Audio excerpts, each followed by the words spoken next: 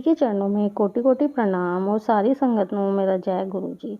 संगत जी, आज हम लोग जो सत्संग सुनेंगे वो दिल्ली से अलका आंटी का है। आंटी ने हमारे साथ अपना एक बहुत खूबसूरत सत्संग शेयर किया है। आंटी ने इससे पहले भी हमारे साथ अपने बहुत खूबसूरत सत्संग शेयर किए हैं और आज आंटी ने हमारे साथ अपना 7वां सत्संग शेयर किया है। आइए संगत जी, आंटी जी का सत्संग सुनते हैं।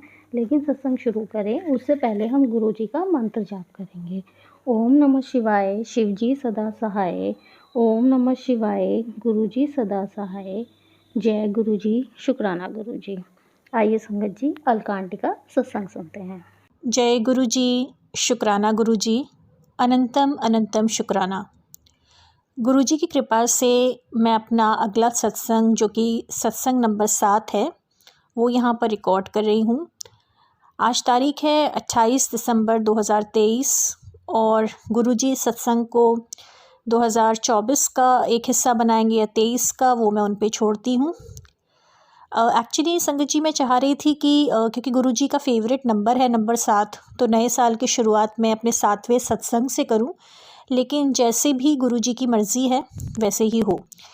तो ये मेरे छोटे छोटे कुछ सत्संग हैं जो मुझे शेयर करने थे। क्योंकि मैं एक इवेंट सेंटर चलाती हूँ गुरुजी साउथ दिल्ली में, तो हम लोग उसमें इवेंट्स कराते रहते हैं टाइम टू टाइम। तो मेरे पास एक लड़की का एक बुकिंग आई बेसिकली इवेंट के लिए, और उन्होंने कहा कि वो मेरे साथ एक कोलैबोरेशन करके कुछ इवेंट करना चाहती हैं और हम उनसे मीटिंग पे मिले, मतलब हम दोनों, मैं और वो लड़की, और हमने कुछ पॉइंट्स डिसाइड किए। और उन्होंने कहा कि मैम हम एक इवेंट कराते हैं आपके सेंटर में साल के एंड में जो वीकेंड है। और फिर मुझे भी लगा कि हाँ ये एक बहुत अच्छा अवसर है, क्योंकि ऑब्वियसली इवेंट हो जाएगा तो एक मतलब साल के एंड में हम बहुत अच्छे से करेंगे इसको एंड। और ऐसे ही करके मतलब मैंने उनके लिए पोस्टर वगैरह बनाया। और फिर मैंने उनसे बोला कि देखिए अभी क्योंकि बहुत शॉर्ट नोटिस है, सिर्फ हफ़्ता या 10 दिन पहले, तो मैं अगर मैं इनवाइट भी करती हूँ तो आई एम नॉट श्योर कि कितने लोग आ पाएंगे। तो आप अपनी तरफ से आपकी जो भी लोग हैं आप वो बुकिंग करा लीजिए उनकी, मतलब आप इवेंट की। तो उन्होंने कहा कि मैम आप भी कोशिश करो, मैं भी कोशिश करती हूँ, मेरे पास लोग हैं। ऐसे करके उन्होंने मुझे फिर मैंने बोला कि देखिए मैं तो इतनी शॉर्ट नोटिस पे तो नहीं अरेंज कर पाऊँगी, तो आप अपने लोग अरेंज कर लीजिएगा। ऐसे करके संगत जी 1-2 दिन बीत गए और फिर मैंने उनको बोल दिया था कि देखिए मेरी तरफ से अभी लोग नहीं अरेंज हो पाएंगे, बाकी वेन्यू वगैरह का आप जो भी है मैं उसमें कोऑपरेट करूँगी, खाने का क्या करना है ये सब करके। तो उन्होंने कहा ठीक है जी। तो वो मतलब मुझे काफ़ी टेंशन रहा इस चीज़ का संगत जी, क्योंकि वो उन्होंने मुझे बोला कि देखिए आप अपना हाफ़ लोग आप अरेंज कीजिए, हाफ़ लोग मैं अरेंज करती हूँ, और हम लोग मिल के इवेंट करते हैं। और थोड़ा-सा उनकी आवाज़ में मुझे लगा कि जैसे वो मुझे प्रेशराइज़ करने की कोशिश कर रही हैं। तो मैंने कहा कि देखिए ऐसा नहीं है कि मैं लोग अरेंज नहीं करना चाहती, but it's a very short notice. फिर 2-3 बार संगत जी मैंने उनसे जब बात की तो मुझे समझ में आया कि शायद वो चाह रही थी कि मतलब जो भी उसका कलेक्शन होगा तो उसमें फिर उन्होंने बोला कि उसमें इतना खर्चा आएगा और इतने एक्सपेंसेस आएंगे और ये होगा, और फिर हमारे जो हम डिवाइड करेंगे 50-50 उसमें हमारा कुछ मतलब ऐसा कुछ था। मतलब उन्होंने मुझे काफ़ी कम संख्या में उन्होंने मुझे कुछ बताया, तो मुझे समझ में आया कि शायद वो मेरे साथ कुछ शेयर नहीं करना चाह रही हैं। तो मुझे थोड़ा-सा दुःख सा हुआ। तो मैंने फिर गुरुजी से बोला कि गुरुजी क्योंकि इतनी जल्दी तो नहीं हो पाएगा इवेंट, तो आप इस इवेंट की डेट को पोस्टपोन या तो करा दें, या फिर जब हम अच्छे से हमारे को क्लैरिटी होगी एग्जैक्टली क्या है ये, तब हम ये इवेंट करें। और वैसे ही हुआ। तो मैं थोड़ी-सी टेंशन में थी, लेकिन गुरुजी ने 2 दिन के बाद ही फिर वो इवेंट की डेट हमारी पोस्टपोन हो गई। और क्योंकि मैंने कहा कि हम लोग बैठकर क्लैरिटी के साथ बात करेंगे जो भी है। तो शुक्राना गुरुजी, थैंक यू सो मच, आपने मुझे टाइम दे दिया उस इवेंट के लिए। दूसरा मेरा सत्संग ये है कि क्रिसमस पे बड़े मंदिर में मेरी बड़ी सिस्टर गई थी, और वो कह रही थी कि मैं जाना चाहती हूँ, कि मंडे भी था तो वो हमारे घर में क्योंकि थोड़ी सी तबीयत सबकी ऐसी ही थी, तो वो चाह रही थी कि मंडे को वो जाके ब्लेसिंग्स लेकर आएँ गुरुजी से सबके लिए। और वो गई लगभग दोपहर में 2 बजे के करीब। उस दिन संगत जी हमारी मम्मी का बीपी बहुत लो हो गया था, तो हम बड़े वरिड थे। तो हम चाह रहे थे कि अब समझ में नहीं आ रहा कि हम पहले हॉस्पिटल लेके जाएं या कैसे करें। तो फिर गुरुजी ने वो संभाल ली बीपी वाली इशू, और मेरी सिस्टर चली गई बड़े मंदिर।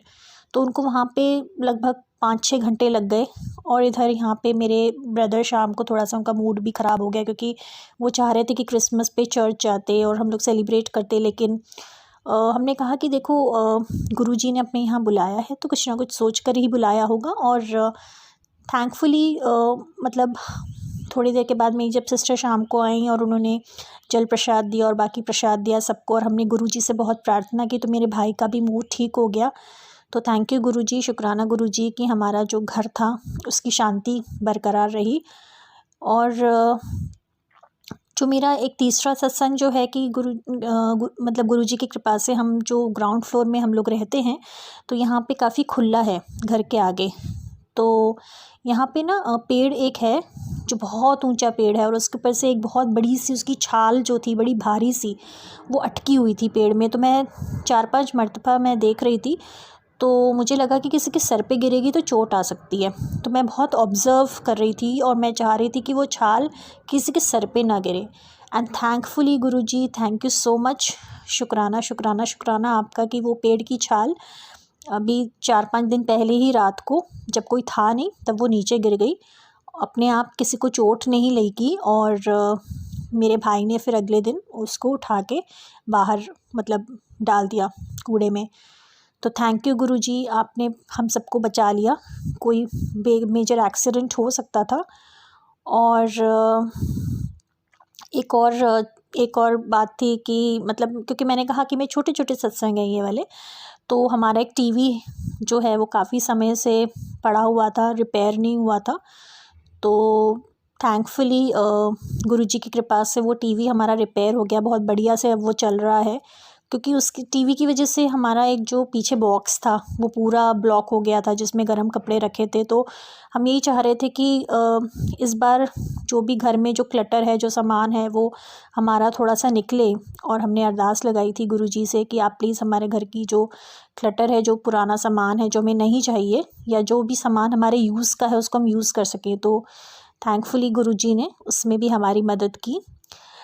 संगत जी, मुझे थोड़ी सी एंग्जाइटी की प्रॉब्लम रहती है, मुझे एकदम से घबराहट हो जाती है कभी कभी, पता नहीं, कभी मुझे पैनिक अटैक्स वगैरह भी आते हैं, क्योंकि मेरे को बहुत चिंता हमेशा लगी रहती है, मेरी हार्ट बीट वगैरह भी तेज़ होती रहती है। एंग्जाइटी की काफ़ी प्रॉब्लम है मुझे।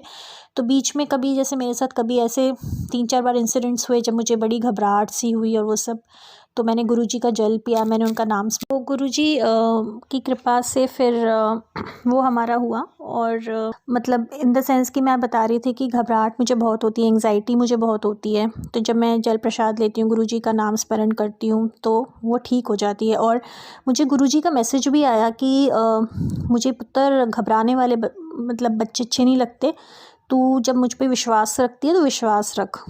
तो विश्वास, या तो विश्वास रहे या डर रहे, तो मुझे तेरे को स्ट्रॉन्ग बनाना है।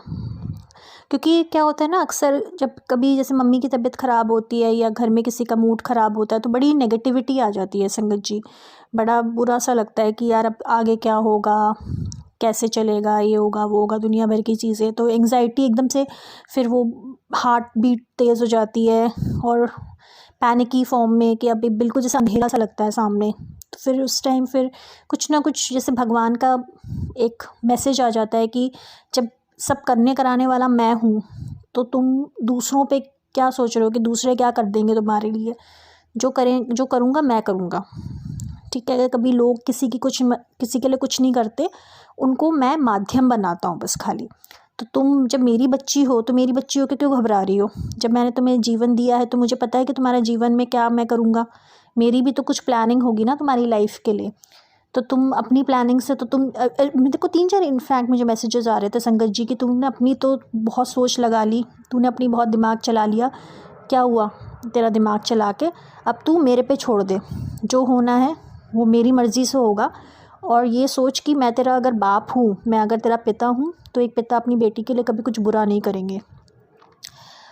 उसके बाद संगत जी कल ही की बात है, मम्मी का बीपी जैसे मैंने बताया कि पहले लो आ रहा था 3-4 दिन से, तो कल तो मम्मी का बीपी हाई हो गया एकदम। तो दोपहर में वैसे मेरी सिस्टर आने नहीं वाली थी, तो लेकिन फिर वो एकदम आई जब मैंने उनको फ़ोन किया, क्योंकि वो हॉस्पिटल में काम करती हैं। तो फिर वो आई, फिर हमने एक्चुअली अपॉइंटमेंट ले रखा था डॉक्टर से पहले ही, तो हम लोग फिर भागे भागे गए। फिर थैंकफुली वहाँ पे फिर सब कुछ ठीक हो गया, इन द सेंस कि डॉक्टर ने कहा कि कुछ डोज़ में वेरिएशन करना है उनकी, और थोड़ा सा खाने पीने में नियंत्रण रखना है। तो मम्मी इज़ मच बेटर। तो थैंक यू सो मच गुरुजी, शुक्राना गुरुजी, अनंतम अनंतम आपका शुक्राना, क्योंकि जब भी मम्मी को कुछ होता है तो हम बड़े टेंशन में आ जाते हैं। और मतलब क्योंकि विवाह हेतु भी थोड़ी सी प्रॉब्लम है कि मतलब अच्छे पार्टनर्स हमें मिलें, तो हमने गुरुजी से ये अरदास लगाई है कि हमें अच्छे इंसान मिलें जिनके साथ हम विवाह कर सकें। क्योंकि कभी कभी मैं यहाँ पे ज़रूर ये शेयर करना चाहूँगी कि थोड़ा सा एक हमारी पता नहीं सोसाइटी है ये क्या है, तो उसमें इतना ज़्यादा इम्पोर्टेंस देते हैं मैरिज को, लेकिन गुड मैरिज पे नहीं इम्पोर्टेंस दिया जाता कि भाई इंसान खुश रहे, क्योंकि खुश रहना सबसे ज़्यादा इम्पोर्टेंट है। तो भले ही आप सिंगल रहो, मैरिड रहो, जैसी भी रहो, लेकिन if you are not happy तो वो सक्सेसफुल मैरिज नहीं होती। तो सक्सेसफुल मैरिज किसी के साथ आप 30 साल 40 साल रह लिए, वो नहीं होती, बट आप उन 30 और 40 सालों में आप क्या, आपके पार्टनर ने आपको कितना मदद की आगे बढ़ने में, कितना आप खुश रह पाए, कितना आप अपनी जीवन में तरक्की कर पाए। क्योंकि मोस्टली मैंने देखा है लोग बड़े फंस चुके होते हैं चीज़ों में, निकल नहीं पाते, और मजबूरियाँ होती हैं, कुछ सामाजिक प्रेशर्स होते हैं, कुछ ऐसे होते हैं कि वो, और इनफैक्ट जो लोग अच्छे से हैं अपने पार्टनर के साथ, वो तो बहुत अच्छी बात है, वो बहुत सुख समृद्धि के साथ अपना जीवन यापन कर रहे हैं, और मैं बहुत अच्छा मानती हूँ कि ज़रूर मैरिज होना चाहिए, पार्टनर होना चाहिए, ये सब होना चाहिए। लेकिन कुछ लोग मैंने देखा, ज़्यादातर लोग डिप्रेशन में ही रहते हैं, घुट घुट के रहते हैं, डर डर के रहते हैं, ऐसा लगता है जैसे जेलों में रह रहे हैं। तो ये सब चीज़ें मुझे पसंद नहीं है। मतलब मैं गुरुजी से यही अरदास है कि जो भी हमें पार्टनर्स मिले, अच्छे पार्टनर्स मिले, हमारी उन पे को डिपेंडेंसी कभी ना हो, बिल्कुल इंडिपेंडेंटली रहें, साथ ही में वो हमें और हम उनको अपने जीवन में आगे बढ़ने में मदद करें, इंस्टेड ऑफ किसी भी तरीके के एक जैसे बोलते हैं बंधन होना या इस टाइप की चीज़ें होना। तो होपफुली गुरुजी बेस्ट जानते हैं कि हमारे लिए क्या अच्छा है, तो वो करेंगे। और मेरा आखिरी सत्संग यही है कि संगत जी रिमोट के बारे में, क्योंकि हम लोग वो हम फायर स्टिक से हम लोग चलाते हैं, अपना टीवी देखते हैं, और हमारे टीवी तो हमारी जान है घर की, स्पेशली सर्दियों के मौसम में क्या करें, तो पूरे टाइम हमारे यहाँ टीवी चलता है। और कल हमारे रिमोट के पता नहीं सेल ख़त्म हो गए कि रिमोट चलना बंद हो गया, तो बड़ी मुझे परेशानी हो रही थी कि अब कैसे देखेंगे प्रोग्राम, कैसे करेंगे। तो मुझे गुरुजी का एकदम से लगा कि जैसे गुरुजी ने मन में कहा कि पुत्र 10 मिनट में तेरा काम हो जाएगा, तेरा रिमोट चलने लगेगा। तो मेरा भाई सेल लेकर आया था, और ड्यूरा सेल, तो उनसे तो नहीं चला रिमोट, लेकिन दूसरे सेल जब मेरी सिस्टर ने लगाए तो वो रिमोट एकदम बढ़िया चलने लग गया। थैंकफुली विदिन 10 मिनट्स मेरा टीवी आ गया वापस। तो शुक्राना शुक्राना शुक्राना अनंतम शुक्राना गुरुजी, बहुत बहुत बहुत बहुत बहुत शुक्राना आपका, और दिल से शुक्राना। और यही अरदास है कि जो दिल है ना, ये नफ़रत और झूठ और धोखा और छल और कपट और गुस्सा और डर, एंग्जाइटी, डाउट्स, ये सब रखने की जगह नहीं है। जैसे रोज़ हम कूड़ेदान में कूड़ा फेंकते हैं, तो दिल से भी ये सब कूड़े फेंक देने चाहिए रोज़। और आप अपने जो भक्त हैं, जो भी आपकी संगत है, उनको इतना, उनका विश्वास इतना अटल बना दीजिए, इतना स्ट्रॉन्ग बना दीजिए हम सबको, मेंटली, फिज़िकली, इमोशनली, कि बिल्कुल एक ये सब नेगेटिविटी हम पे कोई असर ही ना कर पाए। तो नेगेटिविटी आए लेकिन हम उनसे अफेक्टेड ना हो। तो थैंक यू सो मच, और संगत जी को हैप्पी न्यू ईयर। आप सबका नया साल बहुत खुश नुमा गुज़रे, और हम सबके जीवन में नई नई चीज़ें आएँ, और हम लोग नया इंसान बने इस नए साल में, हमारे सारे रुके हुए काम पूरे हो सकें। जो भी हम पे अगर किसी ने हमारे काम रोक दिए, बंधन कर दिया, ये कर दिया, या किसी भी तरीके के जीवन में बीमारियां हैं, दुख हैं, दर्द हैं, तकलीफ़ें हैं, तो वो सब ख़त्म हो, और हम बहुत अच्छे से अपना जीवन यापन करें, और अपने गुरुजी के चरणों में मोक्ष प्राप्ति करें। थैंक यू सो मच, शुक्राना गुरुजी, अनंतम अनंतम शुक्राना। संगत जी, हमने आज जो सत्संग सुना वो दिल्ली से अलका आंटी का था। आंटी ने हमारे साथ बहुत खूबसूरत सत्संग शेयर किया, जिसके लिए आंटी जी का बहुत बहुत धन्यवाद। संगत जी, अगर आपको भी ये सत्संग अच्छा लगा हो तो मेरे चैनल को सब्सक्राइब कीजिए, वीडियो को लाइक एंड शेयर कीजिए, जिससे ज़्यादा से ज़्यादा संगत तक ये सत्संग पहुंच सके। क्योंकि अगर किसी संगत के किसी सवाल का जवाब इस सत्संग में है तो वो उन तक पहुंच जाए। इसी के साथ मैं अपनी वाणी को विराम देती हूँ। वो सारी संगत में मेरा जय गुरु जी।